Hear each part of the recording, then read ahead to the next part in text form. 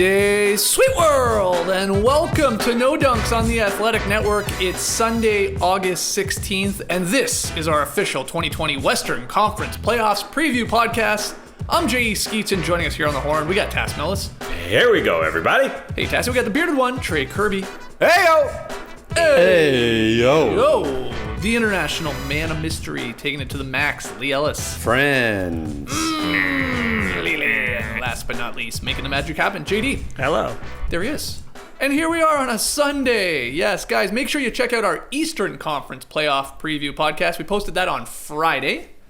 Tomorrow, Monday, August 17th, we're going to go live on YouTube around 10 a.m. Eastern with a brand new Beach Seppin'. So get your questions and your comments in for that. NoDunks@theathletic.com. I know we got some questions about Elvin Gentry being fired and the Kings front office shakeup and all that. So we'll get all to all of that on tomorrow's Beach Steppin'. And finally, Tass, a big happy belated birthday, big guy. How you doing? Terrible. No, I'm doing great. Thanks so much for the well wishes out there. Yeah, it feels good to be 39. To be the old Dominic Hasek, the old Dave Parker. Oh, the new Dwight Howard. Dwight Howard, yeah. Ooh. Tom Tolbert. Did you get up to anything special there on Saturday on your actual birthday? I had some family around. I dipped in the pool a little bit. Nice. Got a cake. That was nice. Freshly made cake. Nothing like it. Nothing like it. Better than a cookie? Better than a brownie?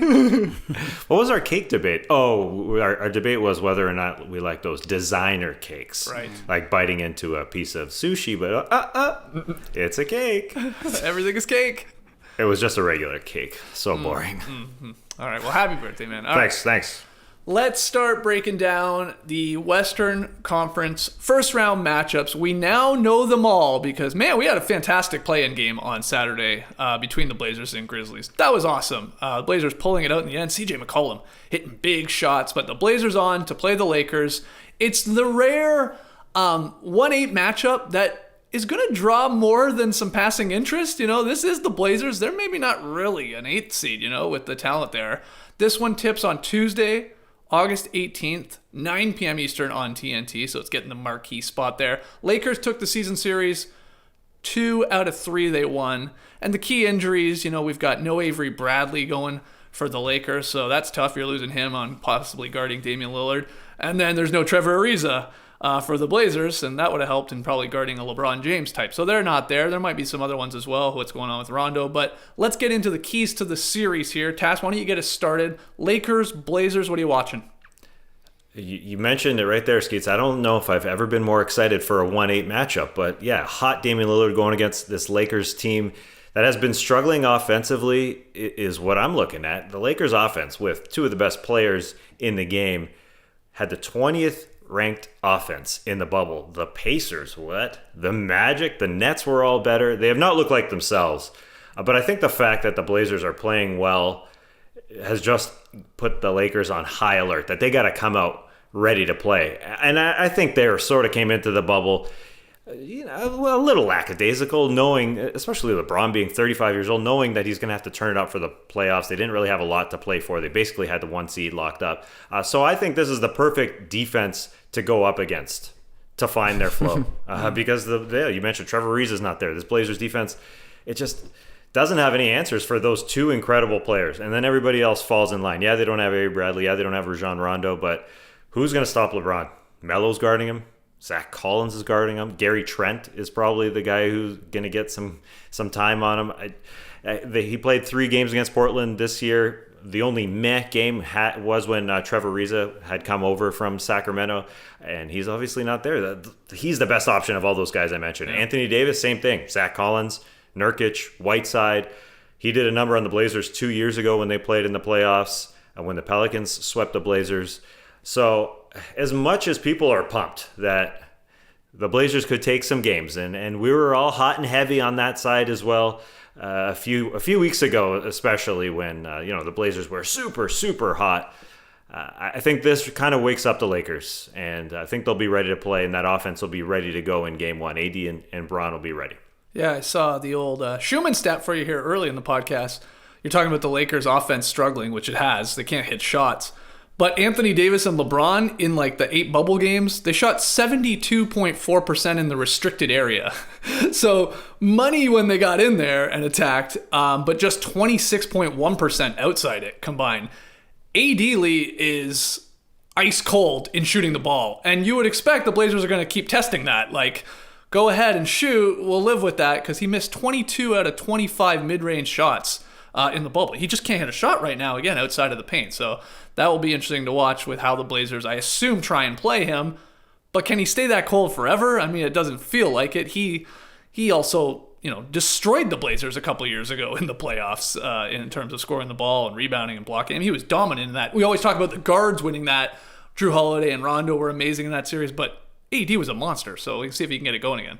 Yeah, I mean, you've got to pick your poison there with AD. I mean, you kind of, if that's his weakest spot right now, then let him take those shots. But if he gets hot, then I don't know how you stop him from there. The thing is, Anthony Davis, he started off this bubble on fire, but then as the Lakers wrapped up that seed, like most of the Lakers, you could just tell they just didn't have that same juice. Now they're playing for something again. They're rested. They're fresh. They know they're coming in against a hot opponent. So I expect that while they may still not be, perfect on offense, I think you're going to see a much more valiant effort from them and just much more focus on what their goal is going to be in the playoffs here, and that's to get AD going as much as possible. So, yeah, I expect that he will be a big point of what the Lakers try to do, and very, very tough equation for how the Blazers even slow him down, let alone hope that he struggles. Yeah. What's the one thing then you're watching? Is it that AD-Nurk matchup, or is there something else? Well, first off, I will say Nurk, what an incredible performance yesterday under the conditions and circumstances he was playing under, his grandmother passing away just before the game. I wondered if he was even going to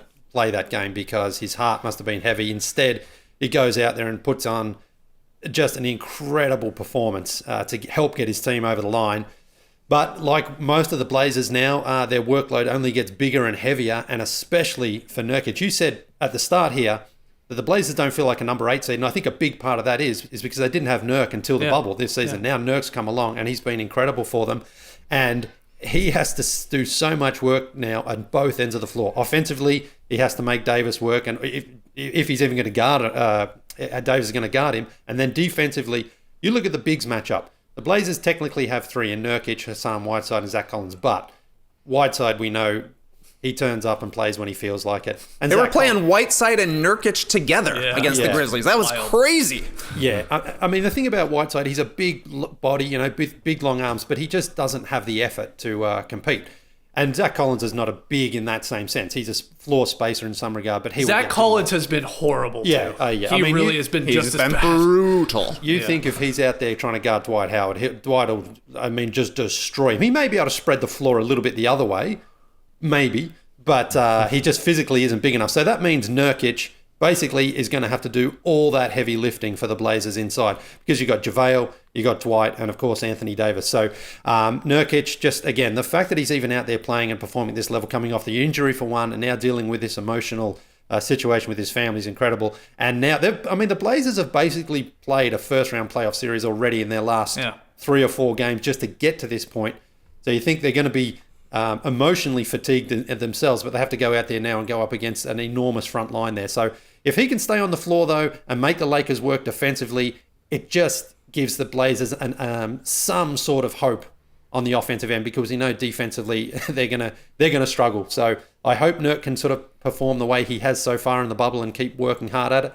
And I don't think anyone's played harder. No, I know. Honestly, I was like, oh, they're all playing hard, you idiot. But like, he feels like more than anyone hitting the floor, obviously giving it his all. He's exhausted half the time you see him, and near the end of games, of course, playing heavy minutes, like you said, having to ask to do so much both offensively and defensively, sort of, though it's not a bunch there that they're doing, not much of a fight they're putting up on that end. Yeah, he's really impressed. Like, he's just busted his ass. I'm glad you had him on your all bubble team, looking back at it. Glad you stuck him on the second team. He does have to work his ass off defensively because of the way guys get blown by on the perimeter, right? Yeah. So he's got to cover a lot of area. And I think the thing about the Lakers is they're a huge team. Now JaVale and Dwight Howard have something to play for here. They have a role. They got to go stop Nurkic. They got to keep him off the boards. And every game we watched the Blazers, Nurkic was on that offensive glass. Extra points. Now JaVale and Dwight, this is their task going in here. They don't have to score all that much. Just go try and keep this guy off the glass and keep that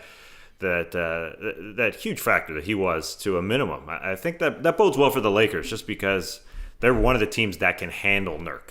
Yep. Yeah. Oh, no doubt about it. Lee, you're gonna have to put him in touch with your IV guy though, because this is gonna be crazy for Nurkic. He's gonna probably, like we're saying, he's probably their best choice for Anthony Davis. But then who's keeping JaVale and Dwight Howard off the glass? If Nurkic doesn't grab a rebound, pretty much nobody else on the Blazers is gonna grab a rebound. That's why he looks exhausted at halftime. He had 18 rebounds or something in the first half yesterday, and he was just dripping in sweat. It's gonna be like that every single game for him. And then he's got to also be a huge hub offensively. I was excited about the Blazers about a week ago, thinking they could go to 7 games, but now I actually do think they look a lot like an 8th seed. They're really easy to score on. They don't have a lot of depth, and they certainly don't have anybody to guard the Lakers' 2 best players. Yeah, that's my key to the series. Let's just get into that. Is like you were talking about, Lee, like this fatigue factor. Like, how can they not be tired, really, when you think about what the Blazers just did? Almost all 9 games they've played down there in the bubble so far were like playoff games. I mean, the stakes were super high. They had to win these games to get into the play-in and all that. They doled out massive minutes to their starters, to their stars, really. I mean, Stotts, he's gone to the rotation of 8 guys, and their main guys are playing 40 minutes each. You talked about, or you heard, I should say, McCollum and Dame after that game on Saturday. The number one thing they were talking about was we needed to win this game. Technically, they didn't, because there would have been another game, but they're like, we needed a couple days off. We are gassed. We had to rest on Sunday, and then we get Monday, and then we can play the Lakers in the 1-8 matchup. They just are that tired. And can CJ McCollum, we're talking about Nurk, can he hold up just from going back and up and down the floor and all that and doing everything? Is CJ physically going to be able to hold up? He's been incredible playing with this fractured back. He was amazing, as I said, hitting all these shots, scoring 29 in the play-in game. Can that last, though? Because that's where the Blazers have an advantage. It's their guard play, right? It's obviously, of course, Lillard, who can go for 50 any night.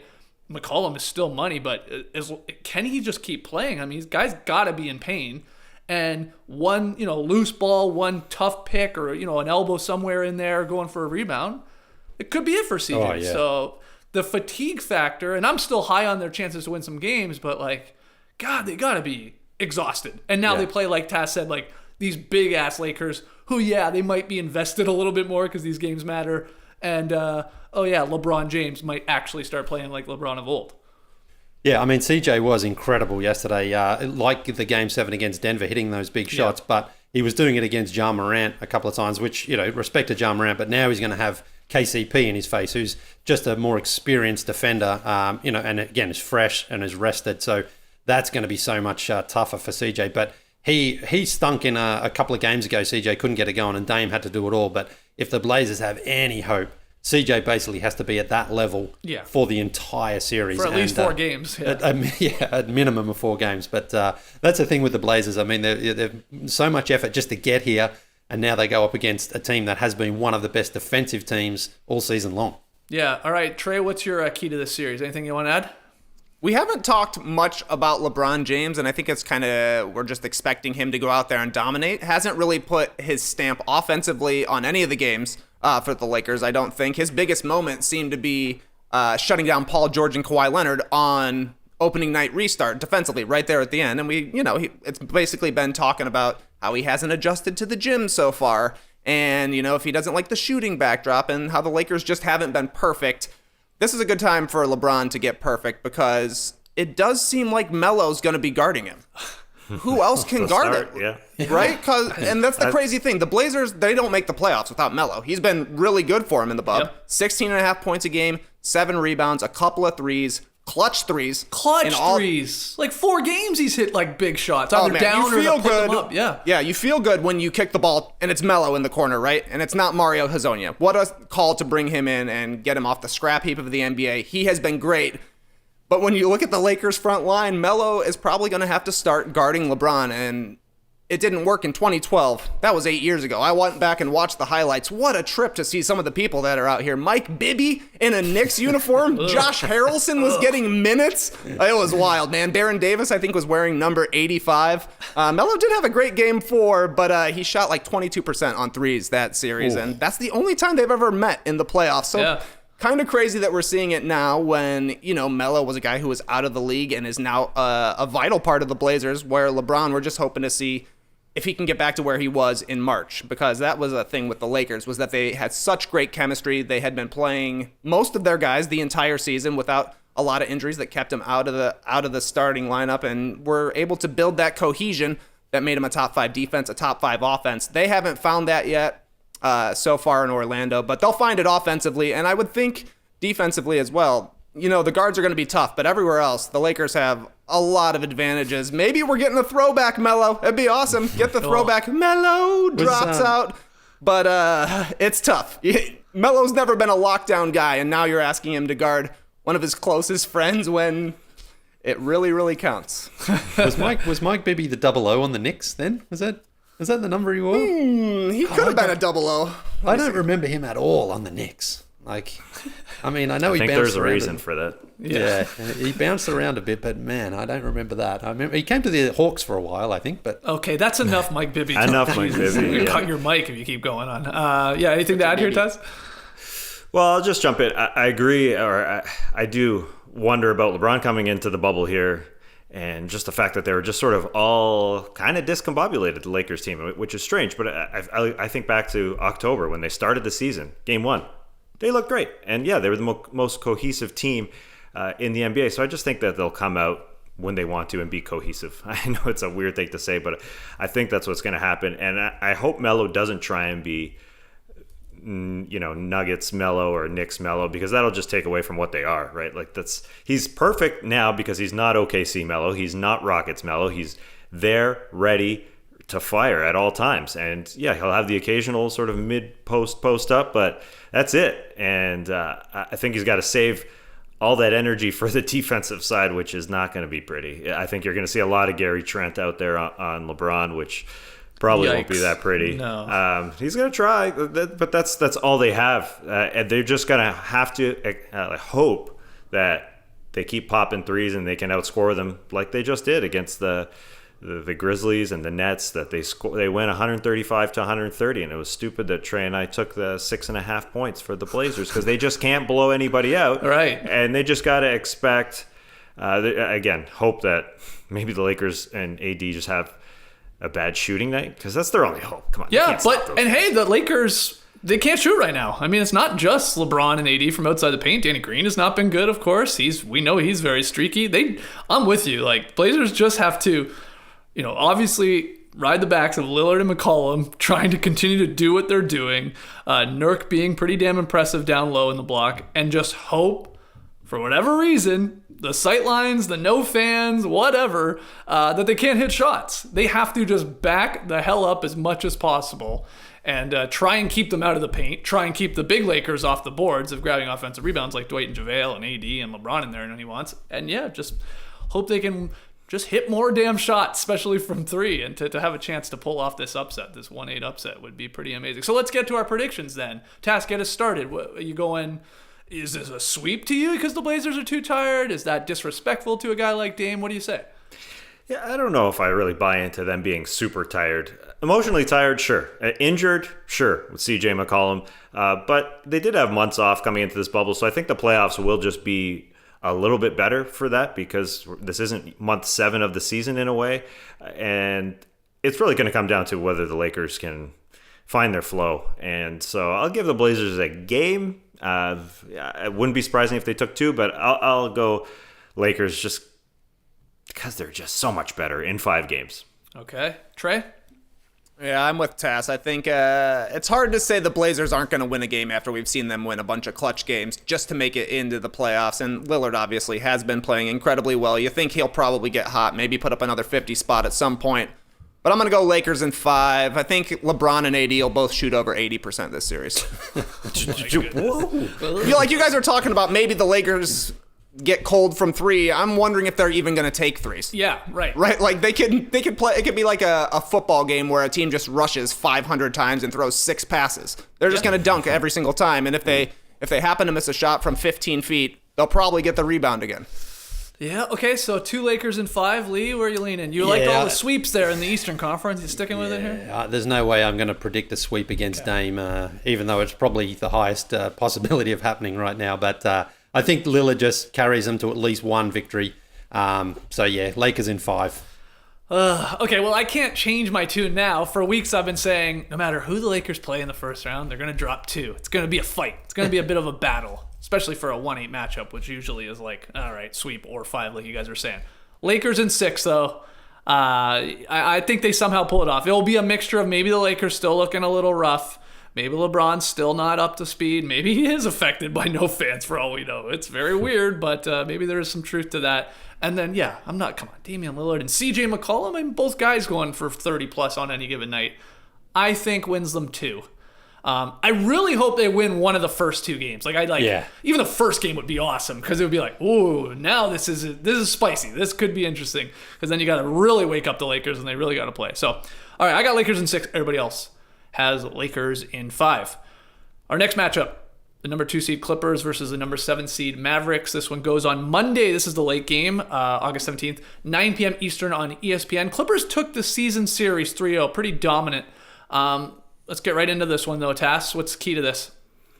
Well, Luka Doncic in his first playoffs going up against those defenders from LA. There's no really way to stop Luka Doncic, but Beverly, Kawhi, Paul George should be able to slow him down. And I wonder how Luka's going to be able to play in fourth quarters because, he's sort of James Harden-like, going back a few years that he has to do so much for his team, possession after possession after possession. And they kind of slowed him in those 3 games. But then I think, this offense is too good. The other guys will find shots, whether it's Porzingis or other guys on this Dallas team. But then you look at the way Luka has been struggling in clutch situations, and I don't even want to believe these stats. I mean, they're just so bad under 5 minutes when the game is really close. I'm not even going to mention them because I think they're these stats that I don't know. I just don't buy a lot into them. I don't think you can take a lot from them. But the part of that I do believe is that he does too much for this team, and he needs another ball handler to take on some more role. And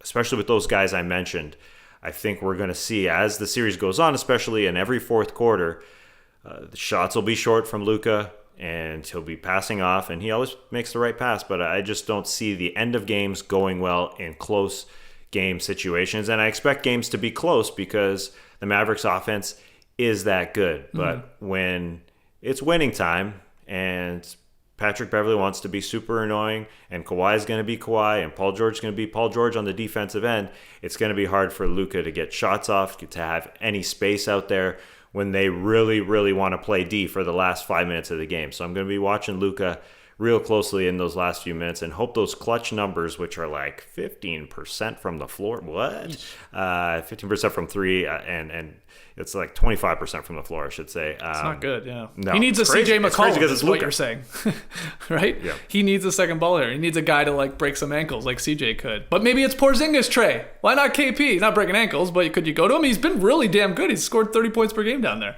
30 and 10 in the bubble. That's great. They need it every single night from Porzingis if Dallas is going to get any wins off the Clippers because the advantages the Clippers have are massive, and they're basically everywhere, right? They've got more depth. They've got more high-end talent. They've got more talent on the wing. They've got better guards. Everywhere you look, it's all Clippers, except for down low. Maybe Kristaps Porzingis can swing a game by being a real big guy. Zubats has been pretty good for the Clippers in the bubble, but if Porzingis can keep him off the glass and then use his quickness advantage on the offensive end, that's good for Dallas. Montrezl Harrell hasn't played yet. Porzingis is going to have size over a JaMychal Green who might guard him, maybe a Morris who guards him. You could just shoot right over him. And the great thing is with Porzingis, he's not a great post player, but the Clippers aren't a team that's going to force you to want to go to Porzingis in the post, I don't think. I think he'll be able to play his game and still be successful doing it. There's not a lot of creators on Dallas's team. So you need to be able to go to Porzingis and give him the ball with 10 seconds left on the shot clock. And even if it's just a fadeaway over somebody from 15 feet, he should be able to shoot over him. He's been playing super well as of late. We just need to see Porzingis continue to be reliable for Dallas's offense to carry to them to any sort of wins they might get here. And I'm a little confident in it. I think he's been really, really good and reliable thus far. So we'll see if it keeps up. We'll see if what the Clippers try against him because, he's super tall. And that's going to be a huge advantage for Dallas, especially since you just imagine Maxi Kleber get a little bit of time as well. So Porzingis probably slides up to the 5 quite a bit. We'll see. We'll see if Boban gets on the court, but I'm not very confident in Dallas. But, Porzingis has been right there with Doncic. looking like a number 2 star in Orlando, and that's something that wasn't always the case during the season. So I do feel a little bit better about Dallas than I would have in March. Yeah, I wonder if they should just hey, Porzingis, you should shoot 15 threes a game. And their offense is not the problem. That's true. They got to try and get some stops, but there's not really anyone on the Clippers, despite being a great, obviously, defensive unit, that's going to stop him. He could bomb away if he wants. And maybe that's the best bet. I don't know.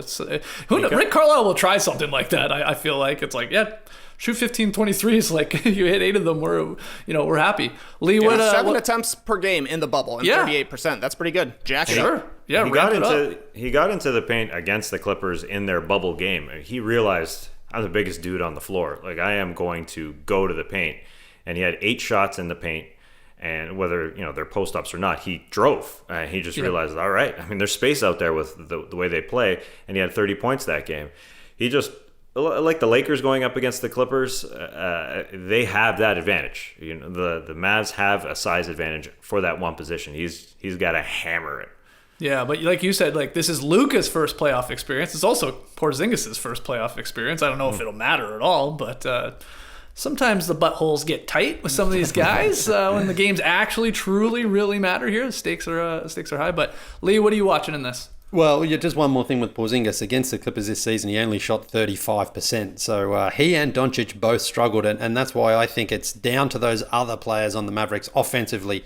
Dorian Finney-Smith, Tim Hardaway Jr., Maxi Kleber. And remember, Trey Burke hit 8 threes in the first game of the bubble? Well, he hit 8 for the remaining games of the bubble as well. So I'm not sure if you're going to get too much out of him. But the point is that if Dallas is going to win any games in this series at all, they just have to outrun the Clippers and make it a track meet and score 150 points. So everyone just needs to score. And they're going to get chances because that the defense on Luka is going to be pretty tight. So I think the Clippers are going to say, let these guys beat us. Mm-hmm. So if they are knocking in shots and the Mavs are at least keeping up with the Clippers, then they have a chance. But if those guys go cold, and we know they can all go as cold as they can go hot, then it really just makes it tough because Doncic struggled against the Clippers this season.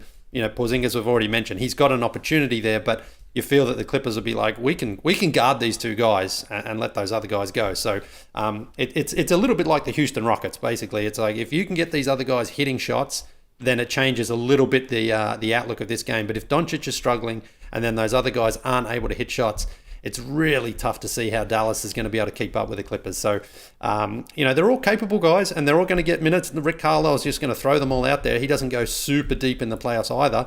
But and their offense is just, get out, run and shoot if you're open. So if they can knock them down, then it's okay for the Mavs. But if they can't, then they're in real trouble in this series. Are you predicting Tim Hardaway Jr. 50-point game in the playoffs? Why not? It's possible.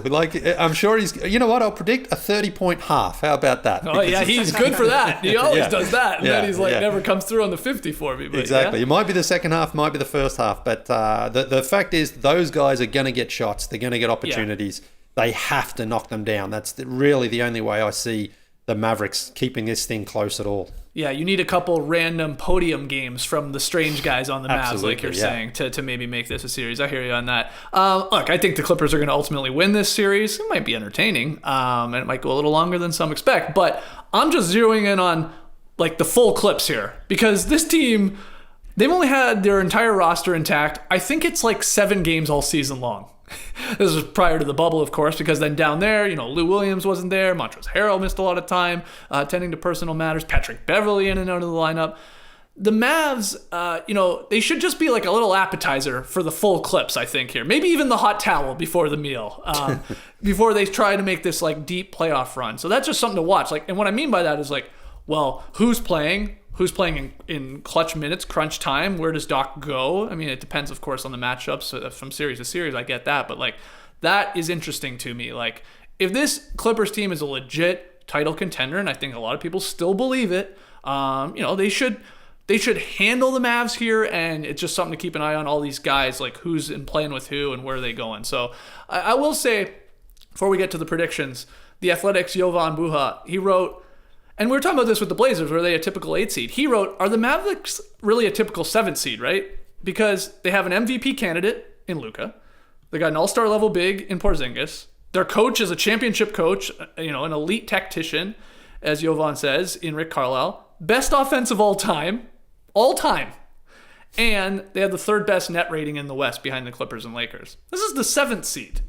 That's a pretty damn good little checklist there for a 7th seed. So I don't know. Does that make a series for you, Tass? Can the Mavs go upset? Can they make this go 7? What's your prediction?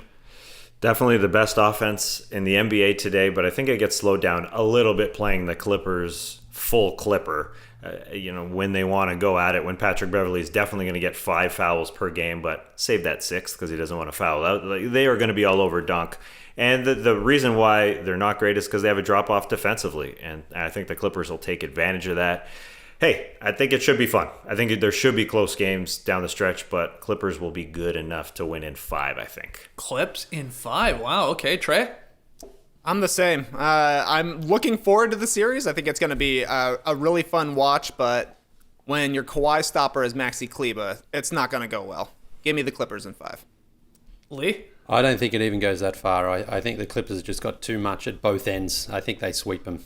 I do. Yeah. Goodness. The Dallas defense is awful. Offensively, like I said, they've got some guys who can fill it up, but I think the Clippers are well equipped to defend them. So I think if this was an actual series where you're going to Dallas and you're going to Los Angeles, I'd probably pick the Mavs to win at least 1, maybe 2. But right. Down there, I just think the Clippers are going to be too good. I mean, who's going to stop Kawhi on the Mavs? I can't figure it out. And I think Patrick Beverley is back too. So that's another bulldog who's going to come out and go at Doncic and just make it so hard for the Mavs. So Clippers in a sweep. Oh, wow. Okay, I'm going Clippers in 6. I got a little more faith in an MVP guy in Luka to figure out a win or two. And I'm high, like you said, Trey, on Porzingis being the one real problem, like maybe for the Clippers to try and figure out. And again, I think Carlisle would try anything. If that includes just let's go to KP every single damn time, sure, why not? And he's been good. This is good. Porzingis is bombed Holland. So I think him maybe with, like you said, a weird random Mav guy catching fire, getting open looks, hitting a bunch of threes, that gets him a W. Luka gets him 1. That's 2, and that's it. But I hope, like Taz said, I hope it's a competitive series. Even if you think it's a sweep or 5, like close games down the stretch. Can Luka hit some shots in crunch time? Kawhi and Paul George are going to be matched up on him, so that'd be a fun watch. So hopefully we get that at the very least. I got Clippers in 6. Lee's got the sweep, Clips. The other 2 guys, Clippers, in 5. Okay, 3-6. Denver Nuggets versus the Utah Jazz. George Karl is pumped. Game 1, Monday, August 17th, 1:30 p.m. Eastern. He's not pumped about that. He wishes it was on a little bit later. This one's on ESPN. Nuggets took the season series 3-0, but all 3 of those games were very, very close, including that double overtime victory down in the bubble. In fact, I think Denver took the 3 games by a combined 11 points. So very, very tight. No Bojan Bogdanovic for the Jazz. We know that. And the Nuggets, I don't know. Maybe you guys know. Still without Gary Harris and Will Barton. I mean, TBD, I guess, on those 2. Whether they're going to actually be playing in this series, I'm not really quite sure. But Task, get us started here. Key to the Nuggets-Jazz 3-6 series.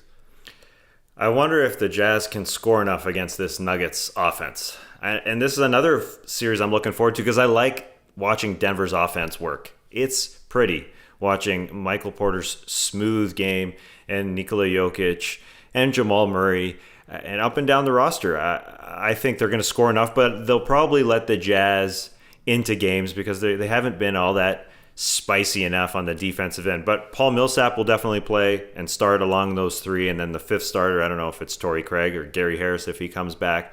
There's a balance of offense and defense there, but they'll probably let the Jazz score some. But this isn't even like a scientific or a numerical observation, but just watching the Utah Jazz play, they're obviously going to get lots from Donovan Mitchell.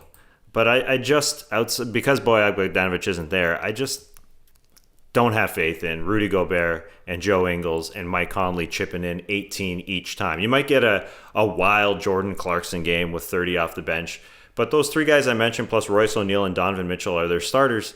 And I don't think they can keep up. Donovan Mitchell has been good in clutch time situations when it's give him the ball, make it happen. real good stats, but his teammates are 2 for 19 in clutch situations. And so, yeah, there might be close games because the Nuggets, their defense has not been incredible. There should be some close games down the stretch, but I have a lot more faith in Jokic in his driveway dad game or Michael Porter Jr. To finish them off. And so I just don't like watching that Jazz offense. It's just not great without Bogdanovich. And a guy like Joe Ingles is probably their barometer. If he's really good, then they'll be good. But he just hasn't found his flow, and I keep holding out faith for Mike Conley for some reason, but he just hasn't been Memphis Mike Conley. And so, yeah, I just wonder if they can keep up with this beauty Denver Nuggets offense. No one's stock, it feels like, has dropped more than the Utah Jazz over the course of this season for a number of reasons, I get. But wow, feels like we were so high on Utah. I'm saying we as like maybe us and the media, and like now it just feels like people are so down on them. People are like, ugh, I don't know, the Jazz. Like I guess we'll throw them on at 1:30 on ESPN. No one wants to watch Utah. It just like that seems a little strange to me because. Yeah, outside of losing Bogdanovich, not much has changed. I mean, you still got Mitchell. We saw what he can do, still take over games at the end in that one double overtime loss even here to Denver, and then Gobert manning the middle. It's just weird to me. What I love about this series is that it feels like both teams wanted each other. You know, Lee, like they were like jockeying to be like, oh, no. Denver's like, yeah, we want to play Utah. Oh, they're not that great anymore. And Utah's like, no, we want to drop so we can play Denver. We don't want nothing to do with Houston. So like, we think we can beat them. So I like that. I think both teams are coming into this fight going, oh, yeah. This is who we want. We can beat these guys. So that'll make for maybe an interesting series. But Lee, why don't you go to your next point here? Like, what's the key to the series for you? Well, Michael Porter Jr. has been a revelation down there in the bowl. Certainly started off, super hot. He cooled off the last couple of games, but then again, the Nuggets kind of rested some of their star players, and now he comes into this series, and I think he is really just an incredibly tough matchup defensively for the Jazz. I'm not sure who they put on. Probably Royce O'Neal, maybe Joe Ingles. I'm not sure who else it would be. And on the defensive end, maybe they can use their speed to get around Michael Porter Jr., make him work. But he's just been so good for Denver, adding that extra offensive weapon to them that it just, he can shoot the three, he can go inside. And once he gets into the paint, he rises up. You're virtually unstoppable, that shot. So he's been so good for Denver. And, what you're saying there about how these teams want each other, you can see why. Because Denver at times are just like, what the hell is going on? And then other times you think, man, they could easily take the Clippers or the Lakers in a series if they are playing at their best. So, but the Jazz defensively, and a lot of it I think is with Gobert, he's been bad this year defensively, I think, and that's their staple. He's been bad defensively. By his standards, for sure, he has. By his standards, maybe he's still top three, in defensive. Yeah, I know, but teams are trying to exploit him, and it's working a little bit. It did this year anyway. But anyway, I think Michael Porter Jr. is just such a handful for the Jazz to stop him. And if he gets going, if he gets up to those 30-point games again, I really see the Nuggets winning this series pretty comfortably. But I also don't think he's going to do it I don't think it's going to be a sweep. I think Porter Jr. is going to be good, but I don't think he can just do it game after game after game. I think this is going to be a tougher series in that sense. But he's just come along, and you could see why people were so high on him before he got drafted, why he dropped because of the injury, and now you can see that he's got the talent when he's healthy. He's just a huge difference maker. Yeah, that's the thing with both these teams. I feel like they're such a roller coaster ride. It's like from one game you're like, wow, yeah, this team is damn good. They're clicking here. Look at, they got all the pieces. They got a decent defense, and then the next game you're like, ugh. Yeah, I wouldn't be taking them. Like both teams, Nuggets and Jazz. I feel that way every time I watch them. I hate betting on these two teams. I do not want to make a prediction on this series because I can't stand these teams when it comes to that because you really don't know what you're going to get from night to night. But Trey, what do you have as a key to the series? The reason the Jazz's stock dropped so much during the layoff is because they lost Bogdanovich, because he honestly addresses both of these problems that Tass and Lee are bringing up. He's a great scorer. He's a really good shooter. It really helps on offense, and he's a good enough defender with some serious size to stick Michael Porter Jr., not to mention Bogdanovich has playoff reps. Like, he's guarded LeBron James in the playoffs. I'm sure he would relish the challenge of a rookie who's had two great weeks. That's why key to me is Royce O'Neal. You guys have mentioned him a couple of times as maybe he's going to step in and try and guard Michael Porter Jr. I would imagine he's their first choice since he seems to be their stopper, but size-wise, he's a lot smaller than Michael Porter Jr. I think of Royce O'Neal as being like 6'7", 6'8", he's only listed at 6'4", and we know Michael Porter Jr. is 6'10". We saw him knocking down threes from the corner, just shooting over guys. You would think that's going to be an avenue that he could get some points as well. Maybe they try Joe Ingles, but I don't know if that's going to necessarily hinder Michael Porter Jr. And then on the offensive end, I mean, who knows, right? Like Michael Porter Jr., we don't know what he's going to be like in the playoffs. I'm expecting him to be good. He's had a hot streak right now, but things are different. And it's a lot different when you're playing the same team every single time. But Royce O'Neal also has to score offensively. He can't just be a defensive guy out there. He can't just be their Torrey Craig. He was about 10 points per game in the bubble, which was an improvement. They need that, and they need him to make every three-point shot that gets kicked out to him because there just aren't a lot of wing options for the Jazz with Bogdanovic on the bench. Yeah, my key to this series is always Kitchener's finest, Jamal Murray, especially the Nuggets in any playoff series. He's so important to them winning games, series, going on a deep run. If you remember last year, that was the case in the playoffs. When Jamal Murray played well, shot the ball efficiently, scored, the Nuggets generally won. When he didn't, they lost.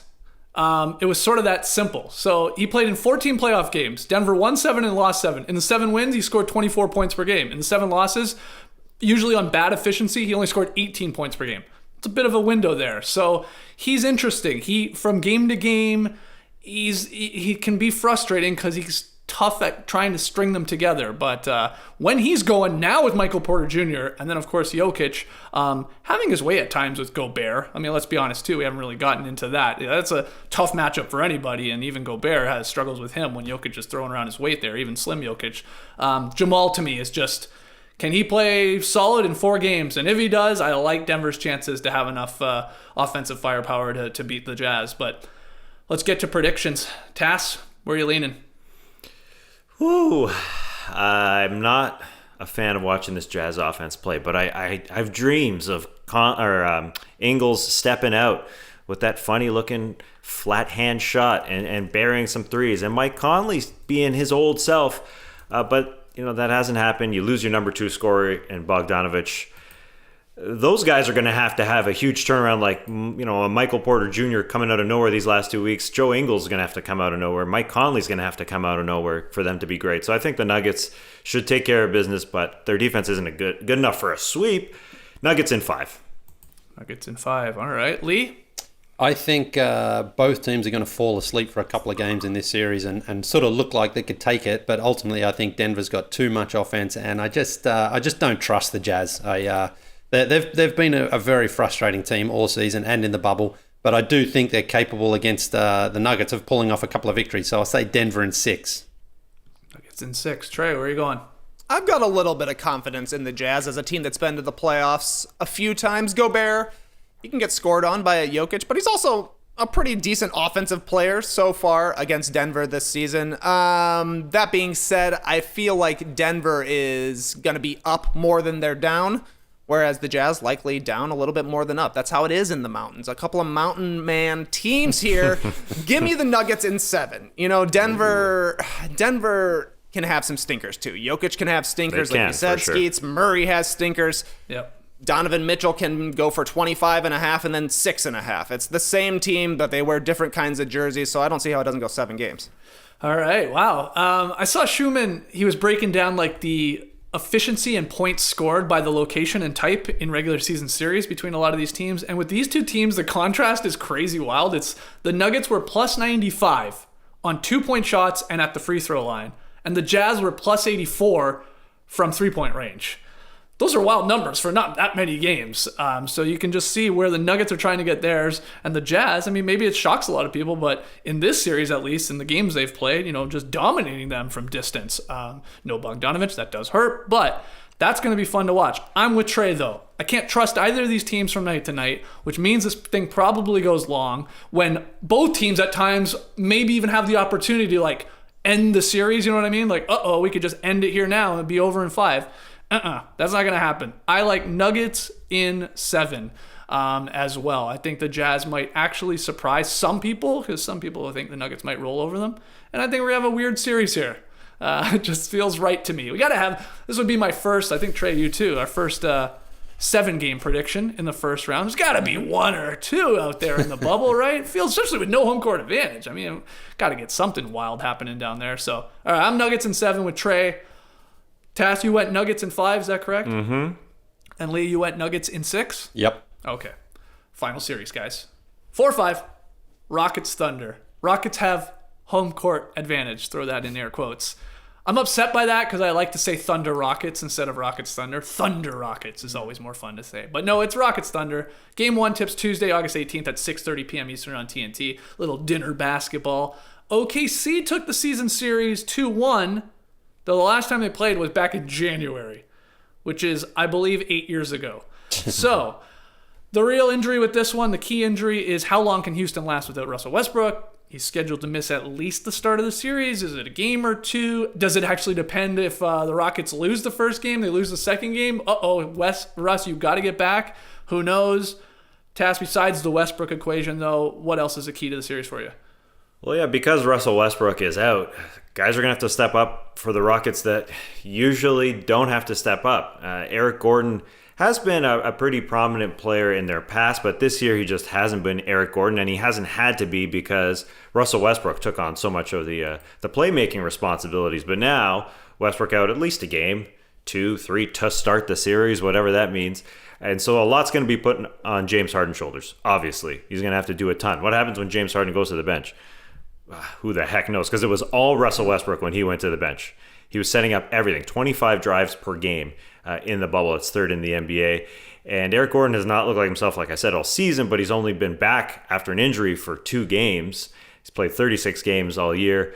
That's going to be scary stuff for the Rockets. It's weird to think of the OKC Thunder coming into the season as a deep team, but in comparison to the Rockets, they're real deep.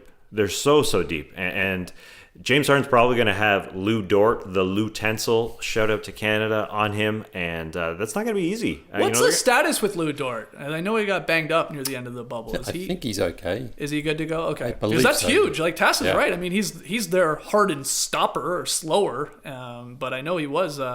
He had a pretty nasty little injury at the end there, but they're saying he's okay. That's good.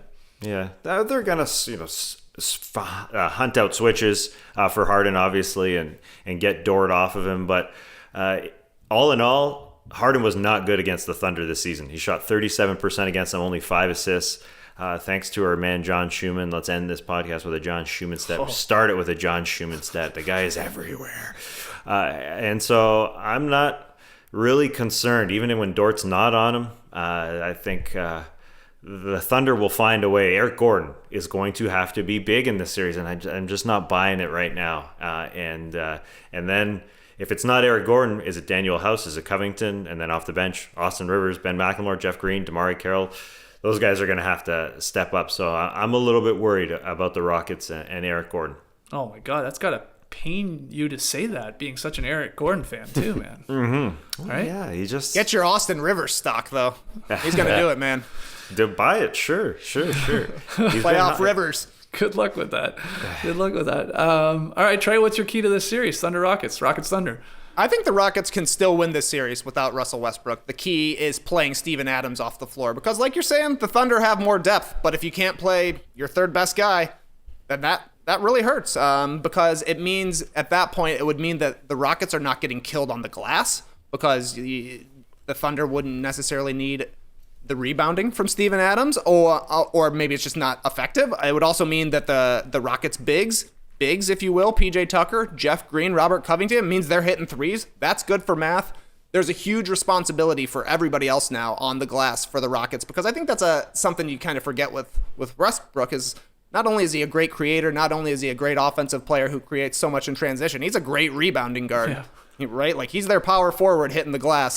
So you're going to need a lot of boards from PJ Tucker and Jeff Green. You're going to need them to hit their threes when it gets kicked out to the corner because they're going to be open, right? Like Steven Adams ain't going to be able to get over to the corner when they're sitting out there after a drive from Harden. You got to make OKC adjust and play Rocket-style basketball because then that makes the Thunder's defense way worse, and they're not used to playing that way where the Rockets are. Maybe you can outshoot them. Maybe you can outmath them. The Thunder are not a three-point shooting team. They love it in the mid-range.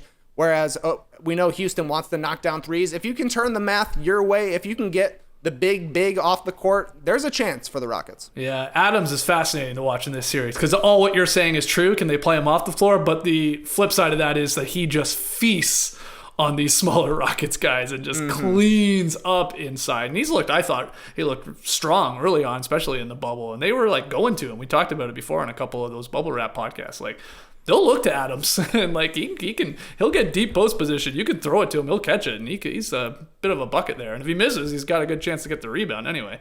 Okay, Lee, what are you watching in this series? Well, that is my key there, Steven Adams. What happens with him, because he's just such a big, strong body down there, and PJ Tucker, we know he's a big, strong body as well, and he's gonna try to get in the corner and hit those threes. But, John Hollinger pointed out in an article as well this morning, like we see the Rockets as a three-point shooting team, but they only shoot 35% from downtown. So it's not like that actually really kills teams. And we know as well the Rockets, they also go freezing cold sometimes in games. So that's going to be key. Without Westbrook out there, it just so much more of it falls on the shoulders of James Harden to get those other guys shots. And a bit like the Mavericks earlier, if they're hitting shots, then the Rockets stay in the game. But if they're not, you really wonder how they're going to compete still. And I think Steven Adams actually didn't have big numbers against the Thunder in the games they played this year. One game he barely played. Against the Rockets, was injured. Yeah, against the Rockets. But he will just gobble up, I think, all those rebounds, because I just don't see the Rockets crashing the offensive glass. They basically shoot it, and if it goes in, great. And if not, they get back on defense. So that's the key here. And then, again, Steven Adams inside. If you get him inside and posting up, getting some easy baskets, and I think Chris Paul will try to get inside and exploit that, then I think it just gives the Thunder another advantage. So, but the Rockets are a funny team, because Daryl Morey went with his small ball, and definitely at times before the bubble or before the suspension, it was working. They were able to sort of outrun teams. So that'll be what they try to do here. But I think if Steven Adams is out there on the floor and is effective at both ends, he's going to have all the rebounds, and he'll have the size advantage inside. And then you've got Gilgeous-Alexander. You've got Chris Paul as well, who's been incredible this season. So I think the Thunder have just a few different options and a few different weapons that are going to be tough for a Rockets team that also doesn't play great defense. Yeah, that's what I'm watching in this series. I've talked about it already a little bit when we were like knowing that these two teams could play each other, so I won't go that long on it. But it's like this control. Who controls the pace of this series? Because you said it, the Rockets, they're all in on small ball. They're doing that. They have no other options. Capella's gone. They don't have any big guys. So they're going to, get up and down. Everything's going to go through Harden, of course, and they'll fire away from three. They shoot 35%, but they shoot like 60 3-point attempts. So the math maybe works out for them. Yeah, they make the most in the league. Yeah, right. So that's them. But then the Thunder with Chris Paul as like the total air traffic controller, like he has his fingerprints on everything happening. I don't think he's going to like fall into the trap of playing at that speed. That's just not him. He knows it's going to make the Rockets more uncomfortable to use 23 seconds out of the shot clock, to maybe pick at your spots when you want to run or not. Like he will just maybe try and just like upset them, because he's like, no, we're going to play like this. We're going to go inside to Adams. We're going to move the ball a little bit. So that to me is just fascinating. Like, especially the Chris Paul versus Harden style of up and down versus the slow it down. Who wins that? Who can do that enough here to take 4 games in this 7-game series? So that's what I got my eye on. And I'll just add that if these games are close, that might favor OKC, who had an insane record in close games. Mainly because of Chris Paul, but Schroeder was huge in moments. SGA, Gallinari, those guys like played in a ton of clutch time when games were 5 points or less in the final 5 minutes of the game. They were like a 30-14 record. OKC was that's a crazy stat for close games and like pulling them out more times than not. And that's like Chris Paul, like, nope, I'll just get my jumper and it'll be over. I'll get to my spot. I'm like mini Kawhi Leonard, and hit my jumper there. So that'll be fun if it's close games. So let's get predictions. Final one here. Let's start with you, Lee, because you have been talking up this series for months. You said way back. I don't know. When did you say this? January? Something like that. Yeah. That the Thunder were going to upset the Rockets. And we were all like, whoa, man, you're crazy. So are you sticking with that prediction? Oh, no, I'm changing. I'm going the Rockets in 6. No, of course, the Thunder. I think they are going to win. Again, I think without Westbrook, that also adds it into the favor of the Thunder. So I'll go the Thunder. But of course, the way the Rockets play, the way that their offense is, they're going to win a couple of games. So I'll say Thunder in 6. Thunder in 6. He is sticking with his upset. And it is an upset because OKC's in the 5 spot. So that worked out for you. Is it an upset? Are the Thunder favorites now? No, I thought, well, do you mean just like from the media perspective? Yeah. Well, yeah, you might be right. But technically it is a 4-5, as I said. Houston is the home team, so I guess it wouldn't be an upset. So let's see what's happening in the Thunder Rockets betting lines. Well, it's basically like a pick 'em. It's a pick 'em, okay. So, Tass, where are you going then? I think we're going to get a team winning one game, then the other team winning another game, all the way to 7. We're giving wins back and forth until the Thunder take it all in 7 games. I think this will be the long one, and it'll be a nice, tough-ass series with Chris Paul and James Harden going at it. It should be a fun one. Okay, Thunder in 7. Lee says Thunder in 6. Trey, my man, are we going to have a disagreement here on one of these playoff preview podcasts? Are you going to go Rockets? Skeets, you can count on me. Give me the reverse anti-upset. Rockets in 7. Okay. I think if the Thunder are posting up Steven Adams regularly, that is a win for Houston. You know, they'll be like, okay, cool. You'll go to a post-up play, one of the most inefficient plays in all of basketball. Great. We'll go take a three-pointer on the other end. They will take that math all day long. I've got Austin Rivers stock. He shows up in the playoffs. He plays defense, and you know he's got the confidence to hit a shot. Will we see Westbrook? Who knows? That definitely changes things to Houston's advantage. But even without him, I'm still confident that the Rockets can knock off the Thunder. Rockets in 7. Oh, man. Rockets in 7. We've got a Thunder in 7 out there. I'm torn on this one. You guys are making great cases for both teams. I got to say, Trey's almost got me to change my pick here and say, I took a vow to not say anything about Chris Paul negatively, but I appreciate all those clutch stats from the regular season. Yeah. But, like, Harden is a monster. I mean, you're trying to convince me that, like, I love Lou Dort, don't get me wrong, especially being a Canadian, but it's James Harden. I mean, he's going to figure out how to score on Lou Dort. He's going to get to the line. He's going to hit threes. It's the emphasis on that last name, isn't it? You can't just say Lou Dort. It's Lou Dort. It's the Steve Holt, like we did in Summer League. It's Lou Dort. Wow. I'm with you, Trey. I'm flipping it. I can't believe I have it in my notes, Thunder in 7, but I think you've convinced me now. This whole Steven Adams thing, maybe that works in their favor. Man. Give me the Rockets in 7. It's going 7. I'm convinced on that one. So who shows up in Game 7? And can the Rockets basically hit threes in a Game 7? That's all it comes down to. So notoriously good three-point shooting team in Game 7s as well. Right, if you look back historically. Oh, boy, I'm going to regret this pick for sure. Okay, so Trey and I going Rockets in 7. Tass going Thunder in 7. And Lily, my man, going Thunder in 6. Those are our Western Conference first-round predictions.